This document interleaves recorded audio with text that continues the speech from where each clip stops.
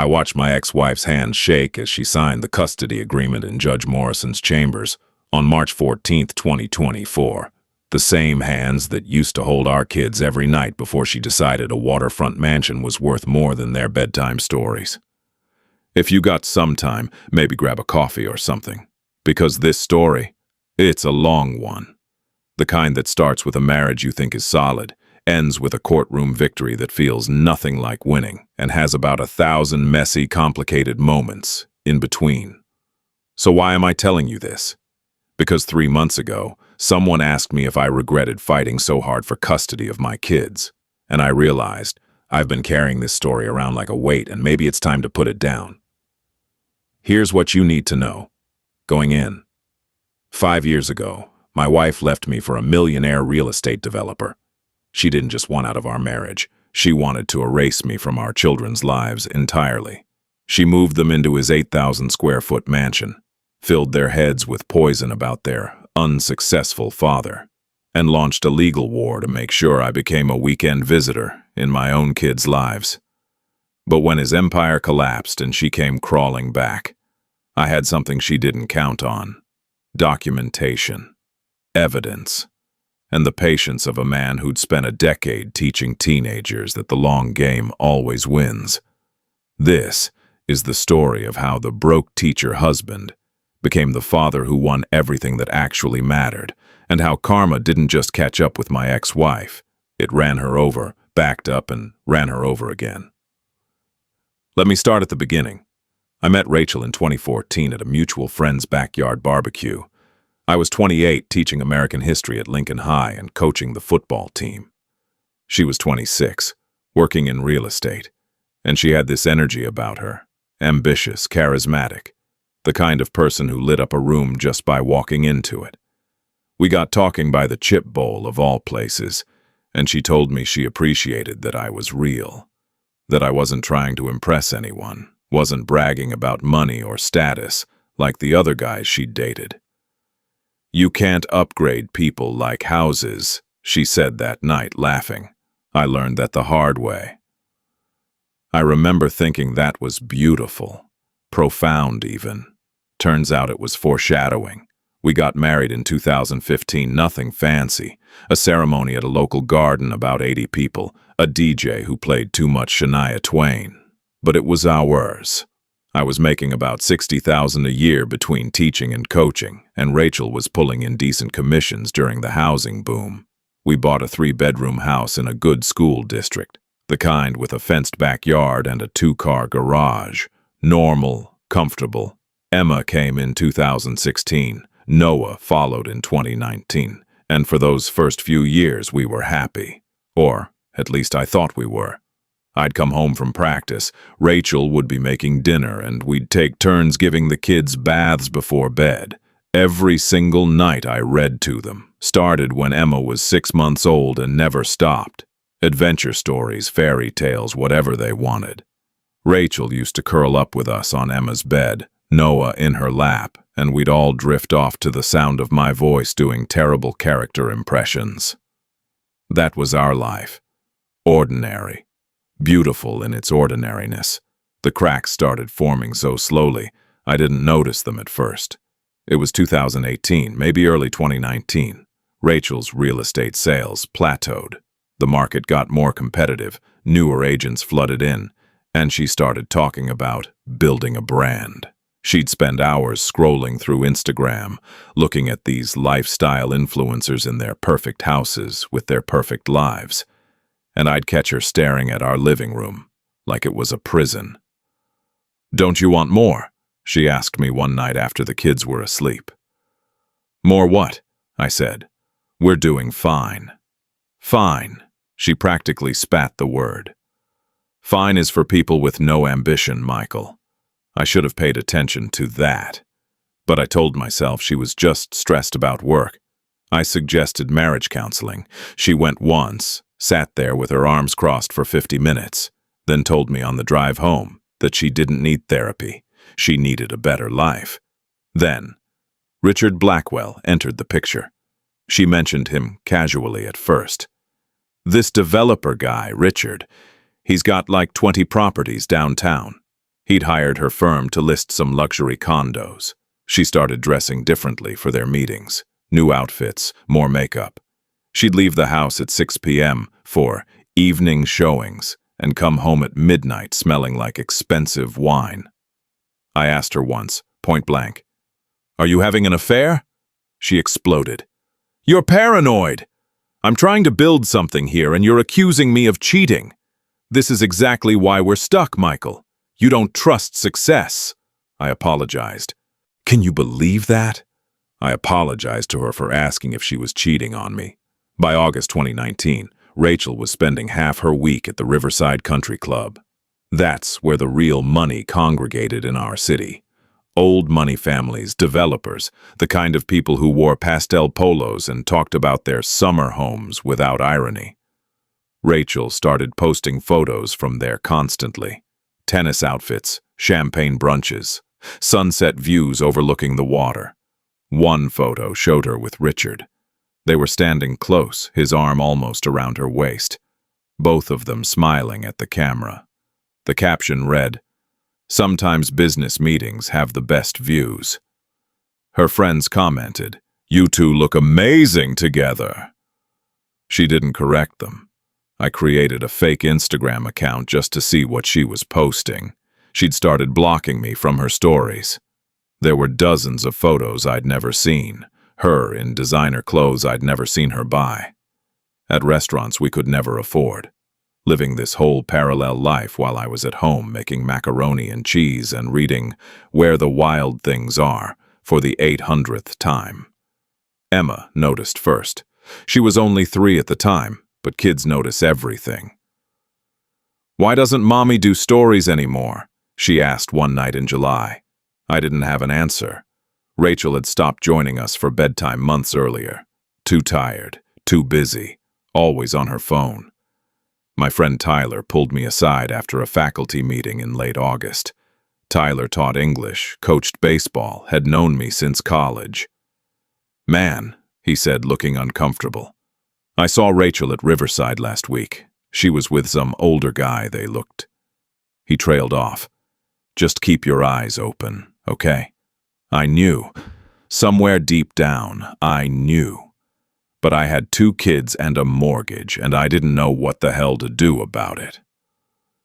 Then came September 2019. Rachel announced she was going to a real estate conference in Chicago for the weekend. She'd be gone Friday through Sunday. I told her to have fun, kissed her goodbye, watched her pull out of the driveway with her overnight bag.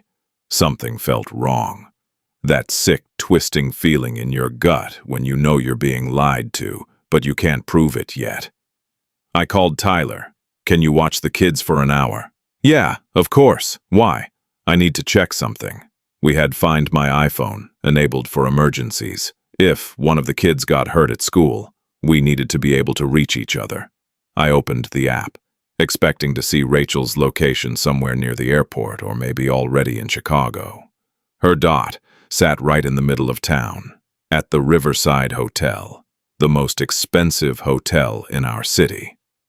I stared at that blue dot for what felt like an hour but was probably 30 seconds. Then I called the hotel. "Good evening, Riverside Hotel. How may I help you?" "Hi, can you tell me if Rachel Carter has checked in? I'm supposed to meet her, but I'm running late." "One moment, sir." Keyboard clicking. "I don't see a Rachel Carter, but we do have a Rachel Blackwell in the executive suite." The phone slipped from my hand. I actually dropped it. Had to pick it up off the kitchen floor while Tyler watched me from the doorway with this look of horror and pity. I drove to the hotel, sat in the parking lot staring at Richard's car. Vanity plate, RB Lack 1, because of course it was. My hands were shaking so hard I couldn't hold the steering wheel steady. I thought about going inside, thought about walking up to that executive suite and banging on the door until security dragged me away. Instead, I sent a text. "I know where you are. I know what you're doing. Come home." She didn't respond for 3 hours. When she finally came home at midnight, she wasn't apologetic. She was angry. You tracked me?" she shouted, loud enough that I worried she'd wake Emma and Noah. You're controlling! This is exactly why I need to leave." "Leave?" My voice cracked. "What about Emma and Noah?" She looked at me with these cold, flat eyes I'd never seen before. "They'll be fine. Richard has a better life to offer them than you ever could. She moved out within 48 hours. Took half our savings, legally hers, the lawyer confirmed later. Filed for divorce, demanded primary custody. I had to tell Emma and Noah that Mommy was moving out. Emma cried so hard she threw up. Noah, only 5 months old, kept asking if he'd done something bad. I held both of them on the couch and told them everything would be okay, that Daddy wasn't going anywhere, that I loved them more than anything in the world. I was lying. I didn't know if things would be okay. I just knew I had to make them believe it. 1 week after she moved out, Rachel posted on Instagram, "New chapter. Sometimes you have to choose the life you deserve." The photo showed her and Richard at the country club, his arm around her shoulders, both of them dressed like they were auditioning for a yacht commercial. My phone started blowing up. Friends texting me. Colleagues from school who'd seen it. People asking if I was okay, if I needed anything, what the hell was happening. That post was the moment I stopped being sad and started getting angry. She wasn't just leaving me, she was humiliating me, and she wanted to use our kids as props for her upgraded life. That's when I decided she'd picked the wrong teacher to underestimate. I met with a divorce attorney named Janet the next week. She was in her mid-40s, sharp as hell, with this no-nonsense energy that made me feel like maybe I wasn't completely screwed. "Document everything," she said, sliding a legal pad across her desk toward me. "Every missed visit, every unanswered phone call, every Instagram post. Family court cares about patterns." She explained that Rachel was going to try to paint me as unstable. That's why she'd accused me of being controlling when I caught her. She'd use my teacher salary against me, claim I couldn't provide adequately. She'd fight for 80% custody and maximum child support. "She wants your kids and your money," Janet said flatly. "So here's what we're going to do. We're going to give her exactly enough rope to hang herself." I started keeping a detailed log. Every time Rachel was supposed to have the kids, I noted whether she showed up on time, how long she kept them, whether she seemed engaged or distracted. Every time Emma or Noah tried to call her and she didn't answer, I documented it. Screenshots of every Instagram post, time-stamped, showing what she was prioritizing over her children. I created a Google Drive folder called Evidence, Family Court. It grew fast. Rachel moved into Richard's mansion in early November 2019. 8,000 square feet. Pool, home theater, personal chef, the works. She posted about it constantly. Family movie nights in the theater room. Pool days with my babies, with photos of Emma and Noah in designer swimsuits I'd never seen before. But when Emma came back to my house after her first weekend there, she seemed quiet, withdrawn. "How was it, sweetie?" I asked, helping her unpack her little overnight bag. "It's really big," she said. "We watched a movie, but then Richard had people over and we had to stay in the playroom with a babysitter." "Did you have fun with Mommy?" Emma shrugged. She was taking pictures a lot. I wrote it down, every word. The parental alienation started around Thanksgiving. Emma came home and told me, very seriously, that Richard says you're sad because you're not successful. She was 4 years old, 4, and some 50-year-old millionaire was teaching her to pity her own father. I bit my tongue so hard I tasted blood. "What do you think, Emma? Do I seem sad to you?" She thought about it. "You seem tired sometimes, but you always do stories." "That's right, baby, I'll always do stories." Noah started saying things too, that they were going to live in the big house all the time soon, that he'd go to a better school than his current one. Rachel was filling their heads with promises and poison, trying to make them want her life over mine. I documented every single instance. By December, I'd hired a forensic accountant with money I'd scraped together from my coaching stipend. She found that Rachel had spent $47,000 of our joint marital savings in 3 months.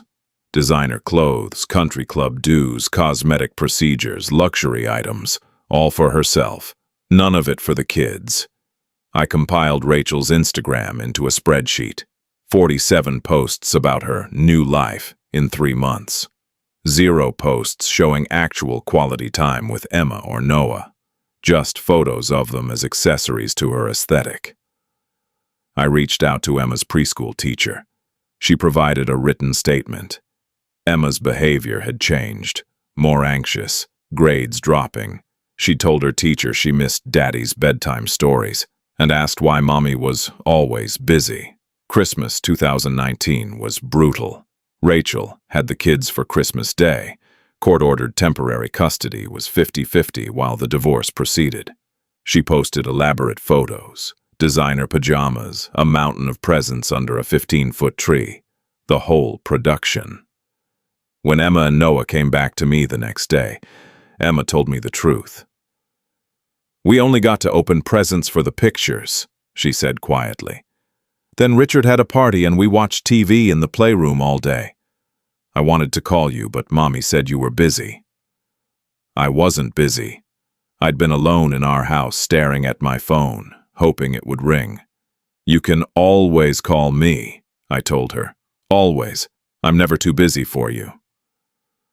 That night after I put them to bed, I sat in my kitchen and looked at the drawings Emma had been bringing home from school. They'd changed. They used to be happy families. Stick figures holding hands, smiling sons, flowers. Now they showed 2 houses with her and Noah split between them. In one drawing, she'd colored herself gray. I took a photo of it, added it to the evidence folder. By February 2020, I had everything I needed.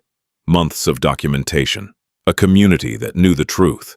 Every teacher at school, every parent in the neighborhood, every person who'd ever seen me show up to Emma's school plays or Noah's doctor's appointments while Rachel was posting champagne selfies at the country club. I had evidence, I had witnesses, and I had patience. Rachel thought she'd already won. She had no idea the game had just started. Then COVID hit in March 2020, and everything changed. The commercial real estate market collapsed almost overnight. Richard's empire, 40-plus properties, all leveraged to the hilt, started folding like a house of cards. I watched it happen from a distance, reading news articles about Blackwell Properties, faces multiple foreclosures, with a sense of grim satisfaction. Rachel's Instagram posts became frantic. "Manifesting abundance" and "trust the universe," with photos that looked increasingly staged and desperate. She stopped posting about Richard. The country club photos dried up. Emma mentioned that Richard and Mommy fight a lot now. Noah said Richard was always on the phone yelling. And Rachel started missing custody time. A lot. "I have to help Richard with business stuff," she'd text me at the last minute. "Can you keep them tonight?" I kept them, and I documented it. 34 missed custody days out of 52 scheduled ones. The final custody hearing was set for June 2020. After 9 months of temporary 50-50 custody, we'd go before Judge Morrison to determine permanent arrangements. Rachel was still fighting for 80% custody. Still demanding I pay her child support, despite living with a millionaire. Well, a former millionaire who was hemorrhaging money and facing bankruptcy. I showed up to the courthouse in my best suit, the one I wore to parent-teacher conferences. Janet met me outside with 3 bankers' boxes full of evidence. "Ready?" she asked. "Let's go." The courtroom was smaller than I expected. Judge Morrison, a woman in her 60s with gray hair and sharp eyes, sat behind the bench. Rachel sat at the other table with her lawyer, wearing a designer dress that probably cost more than my monthly mortgage payment.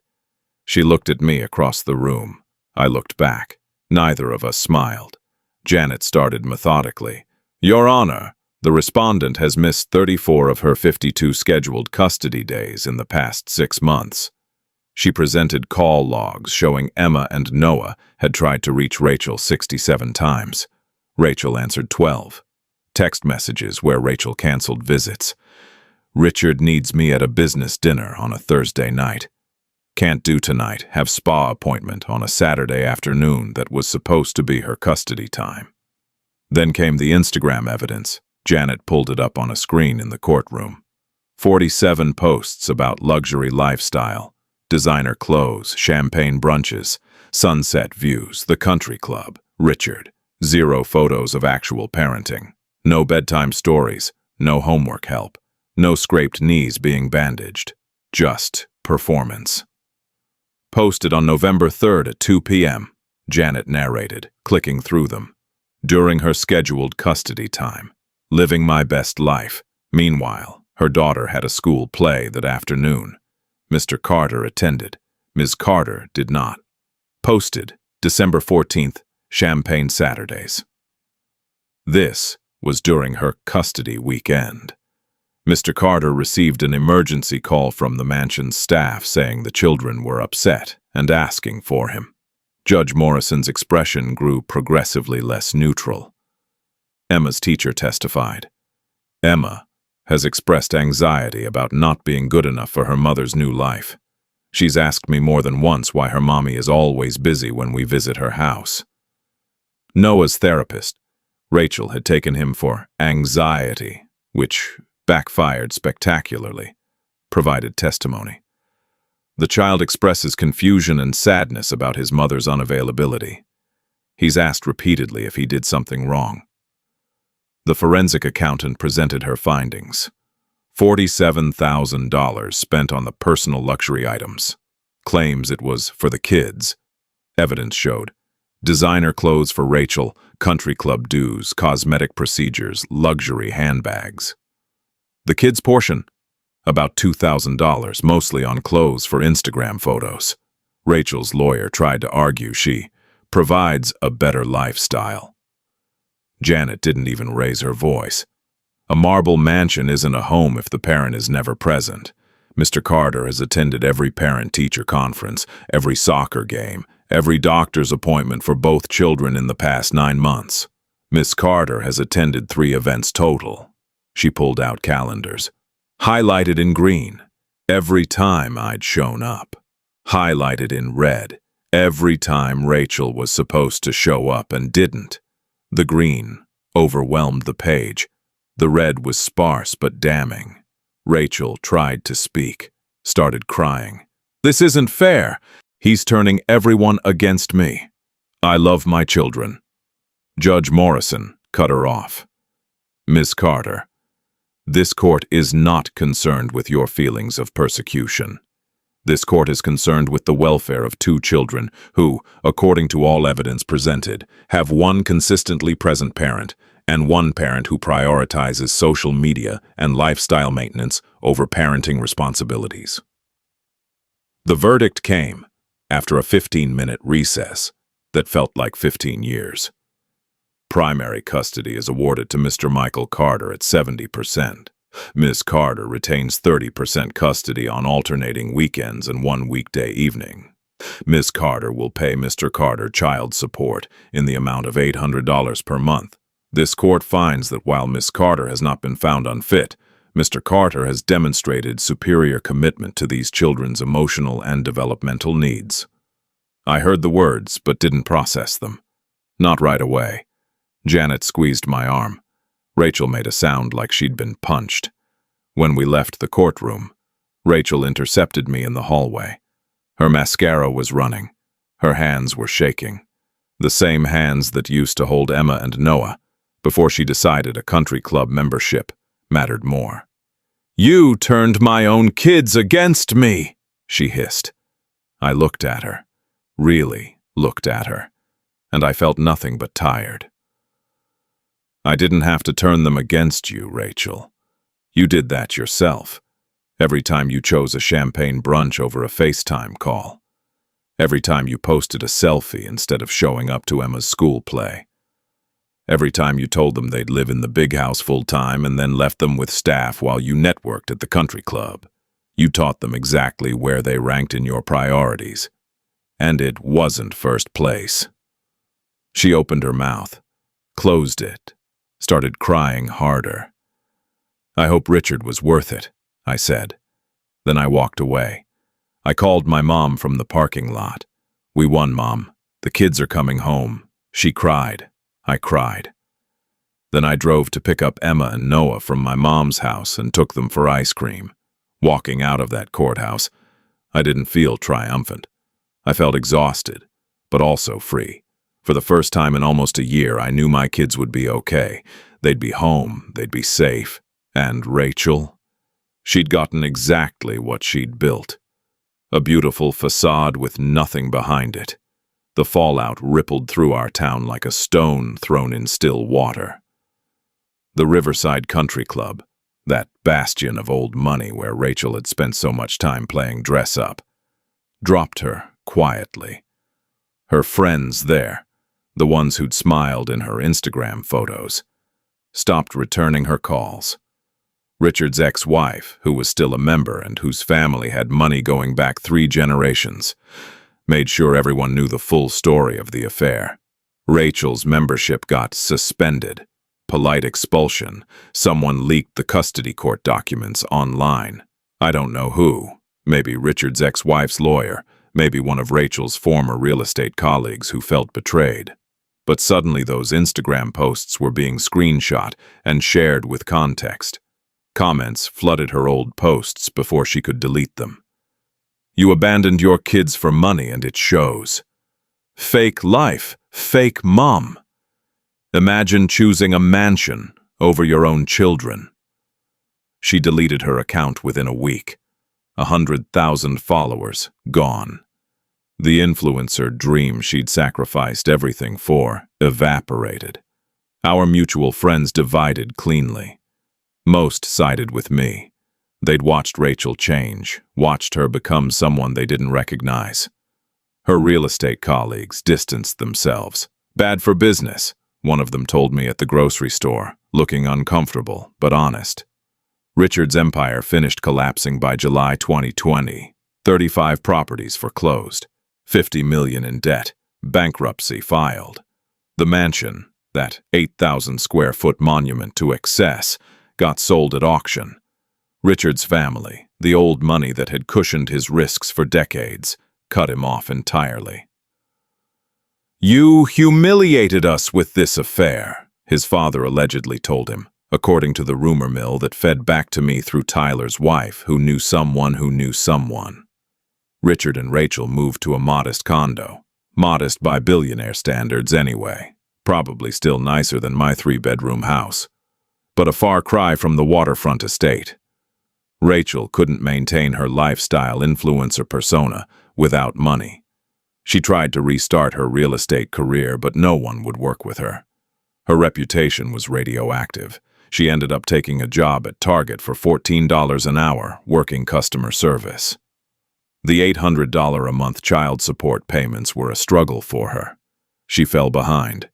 The court threatened wage garnishment. She called me once, asking if I'd reduce the amount. No, I said. Michael, please, I'm barely making rent. You wanted this life, Rachel. You fought for it. You told our kids I couldn't provide for them, that you deserved better. Here's better. Figure it out. I hung up. Maybe that was cruel. I don't know. I struggle with that sometimes, the line between justice and cruelty. But she'd been willing to take my kids and my money to fund her fantasy. Turnabout felt fair. The hardest part came during her 30% custody time. Emma and Noah would come back from weekends with her changed, quieter. Emma, now 9 years old, barely talked during those visits. How was Mom's? I'd ask, trying to keep my voice neutral. Fine, Emma would say, then go straight to her room. Noah, 6 now, started asking if he could stay home instead. Do I have to go to Mom's this weekend? Buddy, that's her time with you. She wants to see you. She's always sad, he said, and she's on her phone a lot. I wrote it down, not because I was planning another court battle, but because, I don't know, Maybe I needed to remember that consequences were real, that choices mattered. In December 1, 2020, during a custody exchange, I pulled up to Rachel's apartment complex. She'd moved out of Richard's condo. They'd broken up in January after he blamed her for distracting him during the business crisis. She was alone now. No Richard, no mansion, no country club. Just her in a one-bedroom apartment and a Target name tag. When I pulled up, Emma and Noah were waiting by the building entrance with their backpacks, but Rachel wasn't with them. I could see her through her car window, parked a few spaces down. She was crying, not quiet tears, full-body sobs, her face in her hands. Emma and Noah saw her too. They looked scared. "Wait in my car," I told them, handing Noah my keys. "I'll be right there." I walked over to Rachel's car and tapped on the window. She jumped, looked up at me with red, swollen eyes. For a second, she looked like she might drive away. Then she rolled down the window. "I can't," she started, then just shook her head, gasping for air. "I can't breathe. I can't. Everything." It was a panic attack, a bad one. I glanced back at my car. Emma was watching through the windshield, her little face pressed against the glass. This wasn't something she needed to see. Her mother completely falling apart. "Rachel, look at me." I kept my voice level. "Breathe. You're okay. Count to 4. In through your nose. Come on." It took about 10 minutes to talk her down. The whole time I kept thinking, I should just leave. I should take the kids and go. This isn't my problem anymore.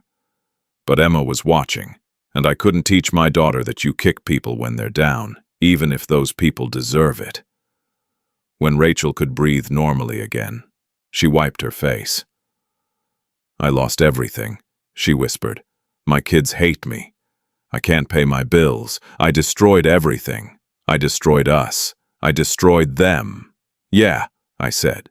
"You did." She flinched like I'd hit her. "But you're still their mom," I continued, "and I don't want Emma and Noah growing up thinking I taught them to be cruel to someone who's suffering, even if that someone earned it. So I'm going to give you a phone number. My therapist. Call her. Get help. Not for me, for them." I wrote the number on a gas receipt from my console and handed it to her through the window. She stared at it like it was written in a foreign language. "Why would you? After everything I did?" "Because they're watching," I said simply, nodding toward my car. "And I'm not going to be the person you tried to make me out to be." I walked back to my car. Emma was crying. "Is Mommy okay?" "She will be. Someday." "I hope so," Emma said quietly. I drove away, feeling nothing. Not satisfaction at her breakdown, not pity, just exhaustion. Deep, bone-tired exhaustion. That night, after Emma and Noah were asleep, I sat at my kitchen table and stared at a drawing Emma had brought home that week. It showed 3 figures, her, Noah, and me. All holding hands, all smiling. No Rachel. I wondered if I'd gone too far. In court, I'd weaponized every Instagram post, every missed call, every moment of her vanity and neglect. I'd wanted her to lose. Wanted her to understand what she'd done. But seeing her in that car, broken and alone, I felt no victory. Just tired. Maybe that's what revenge actually looks like. Not triumph, just emptiness where anger used to be. By early 2021, Rachel was exactly where she'd feared being when she left me. Ordinary. Working a regular job. Living in a small apartment. No Instagram fame, no mansion, no country club. Just her, alone with the consequences of every choice she'd made. And me. I had Emma and Noah back home, reading bedtime stories every night like I'd never stopped. That was always the real prize. Life settled into a rhythm after that. Spring 2021 felt like waking up from a nightmare. Slow, disorienting, but ultimately a relief. Emma was 8 now, Noah 5, and they were slowly becoming themselves again. The anxiety that had plagued Emma started lifting. Her drawings changed back to bright colors and smiling faces. Noah stopped asking if he'd done something wrong. We fell into a routine that felt sacred. School, homework, dinner, stories, bed. Every single night, without fail. Even when I was exhausted from a day of teaching and coaching, even when I had papers to grade and lesson plans to write, I read to them. One night, Emma, who was getting old enough that I thought she might say she was too big for bedtime stories, curled up next to me on her bed and said, "I miss this, Dad. This was always the best part." "Of what, sweetie?" "Everything. This was always the best part of everything." I had to put the book down because my vision got blurry. Rachel had traded this. She'd traded this exact moment, this warmth, this simple joy, for a pool and a marble floor. And now she had neither. We started family therapy in March. Emma, Noah, and me once a week with a kind woman named Dr. Patricia who specialized in kids processing divorce. I sat in those sessions and listened to my children try to articulate feelings they were too young to fully understand. "I thought I wasn't good enough for Mom to stay," Noah said one afternoon, playing with a toy truck on Dr. Patricia's floor. My heart broke into approximately 10,000 pieces. "Noah, look at me!" I got down on the floor with him. "Mom made bad choices, adult choices. None of that was about you not being good enough. You're perfect, exactly as you are." Dr. Patricia walked us through processing the anger, the confusion, the grief. She helped Emma understand that loving her mom and being mad at her could exist at the same time. She taught Noah that people can fail you and it's okay to feel hurt about it. She also taught me to forgive myself for not seeing it sooner, for being conflict avoidant, for trying to save a marriage that Rachel had already left months before she physically moved out. "You can't make someone choose you," Dr. Patricia told me in a private session. "You can only choose yourself and your kids. And you did. That's what matters." I started coaching the football team through a successful season that fall. We went 8-2, made the playoffs. My players, a lot of them dealing with their own rough home situations, started staying after practice to talk. I realized I wasn't just coaching football. I was showing up for kids who needed an adult who kept their promises. Emma and Noah came to every home game, cheering from the bleachers. After we won the playoff game, Noah ran onto the field and hugged my legs, and one of the other coaches said, "Carter, you're building something real here." He was right. Not wealth, legacy. Then I met Sarah in April 2022. She was a librarian at Emma's elementary school. I'd seen her around at book fairs and school events, but we'd never really talked. One afternoon, I stayed late to help Emma with a research project, and Sarah offered to help us find sources. She was kind, calm, had this quiet competence about her that reminded me of good teachers, patient, present, actually listening when people talked. Emma liked her immediately, which meant something. Emma had gotten good at reading people. "She's nice, Dad," Emma told me on the drive home. "She actually listens." I asked Sarah to coffee 2 weeks later. We went to a cafe downtown, talked for 3 hours about books and teaching and everything, except my spectacular implosion of a marriage. She knew. Everyone in the school community knew. But she didn't pry. "I'm going really slow," I told her on our third date. "I've got kids and baggage and trust issues and—" "Michael," she put her hand over mine. "Slow is good. Slow is smart. I'm not going anywhere." We dated for 6 months before I introduced her to Emma and Noah officially as Dad's girlfriend, rather than Ms. Sarah from the library. We went to the zoo. Sarah bought Noah a stuffed penguin he still sleeps with.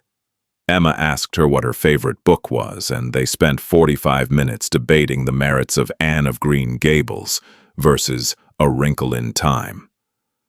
In the car on the way home, Noah asked, "Does she read stories?" I laughed. "We'll have to find out, buddy." Turns out she does.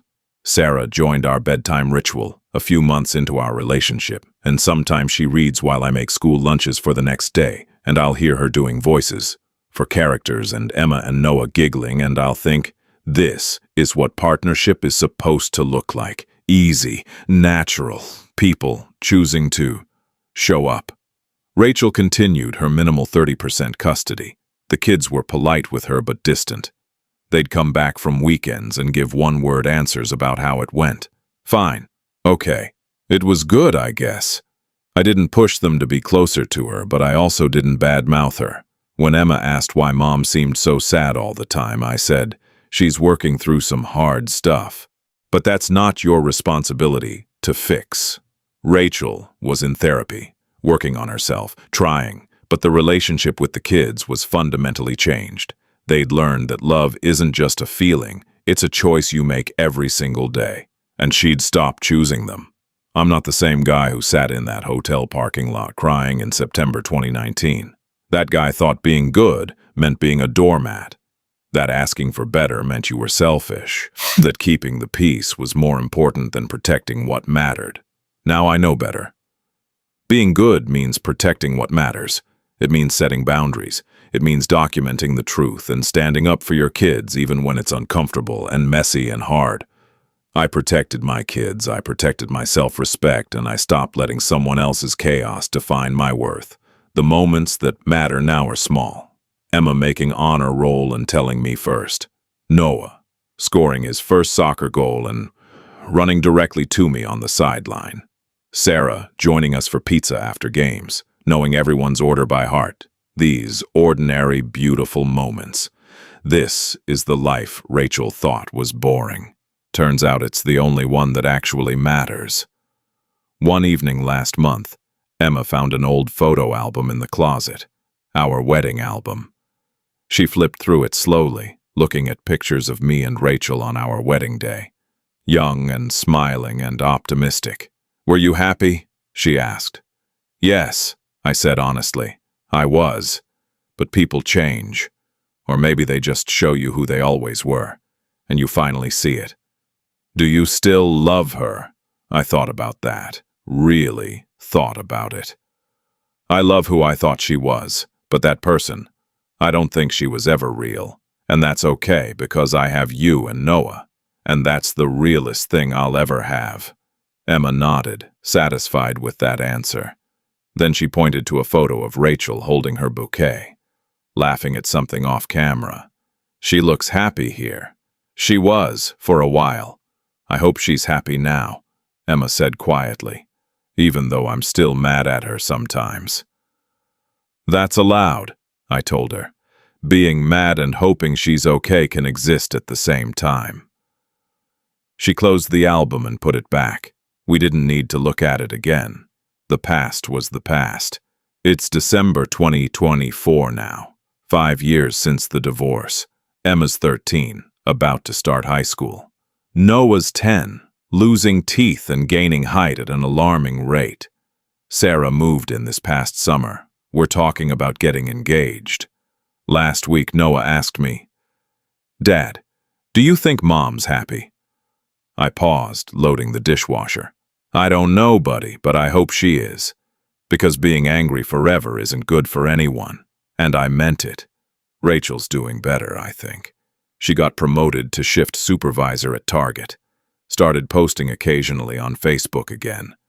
Not the performative Instagram lifestyle stuff, just normal photos. Her and the kids at a park, a sunset, a book she liked.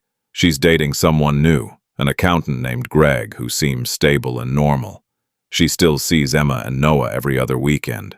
They tolerate the visits. Maybe one day they'll forgive her fully. Maybe they won't. That's their choice to make, not mine. Richard rebuilt his wealth in Florida, I heard. Commercial real estate down there. Married someone age-appropriate. Probably doesn't think about Rachel or me at all. I stopped being angry at him years ago. He was just the vehicle for her choices. The symptom, not the disease. I ran into one of Rachel's old country club friends at the grocery store a few months ago. She tried to make small talk, asked how I was doing. It was awkward. She'd been in some of those Instagram photos, smiling and holding champagne glasses, back when Rachel thought that life was worth everything she had. I'm good, I told her. Really good, actually. She nodded, looking uncomfortable. That's great, I'm glad. Tell me, I said. because I was curious. Was it worth it?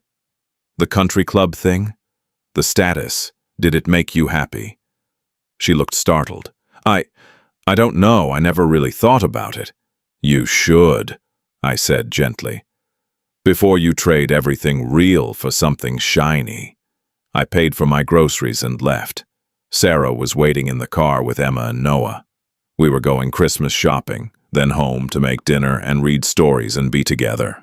Our ordinary, beautiful, real life. Healing isn't linear. Some days I still feel flashes of anger when I see old photos or hear a song that takes me back. Some days I wonder what our lives would have been like if Rachel had just chosen us. If she'd seen what she had before she threw it away for something that sparkled, but wasn't real. But most days I wake up, make breakfast for Emma and Noah, drive them to school, go teach history to teenagers, come home, help with homework, make dinner, read stories, tuck 'em in. That rhythm, that ordinary, steady rhythm, that's what matters. Last night, after Emma and Noah were asleep, Sarah and I sat on the back porch with coffee. It was cold, clear, stars everywhere. "Do you ever regret it?" she asked. "Fighting so hard for custody, using all that evidence against her." I thought about Rachel signing the custody agreement with shaking hands, about her crying in her car, about the country club photos and the Instagram posts and the champagne brunches that cost her everything. "No," I said. "It wasn't about revenge. It was about my kids." Emma and Noah deserved a parent who showed up, who chose them every single time, and she didn't. So I fought to make sure they'd be okay. "They are okay," Sarah said. "Better than okay." "Yeah, they are," Rachel told me once, before everything fell apart. "You can't upgrade people like houses." She was right about that, but she forgot the corollary. You can't downgrade relationships to transactions without losing everything that made them worth having. You can't treat people like objects to be traded up for better models.